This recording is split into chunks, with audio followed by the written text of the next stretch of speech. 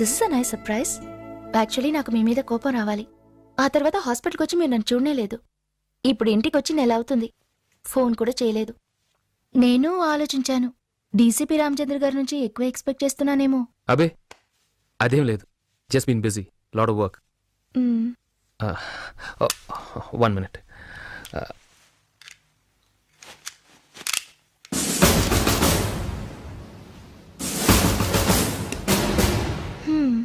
నన్ను చూడటానికి వచ్చారు, ఒక ఫ్లవర్ బొకే తేవచ్చుగా, అలా గన్ తీసుకొచ్చారేంటి?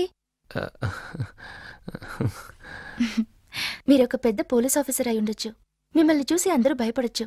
కానీ ఒక అమ్మాయితో ఎలా మాట్లాడాలి, ఎలా మెలగాలని మీకు తెలీదు. ఒప్పుకుంటారా? ఒప్పుకుంటాను. తర్వాత మీరు చాలా అన్కంఫర్టబుల్ గా ఉన్నారు, correct?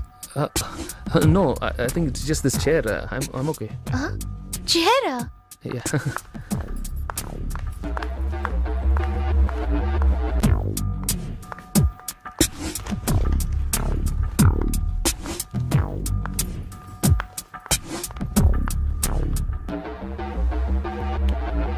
Maya, I'm going to the shop.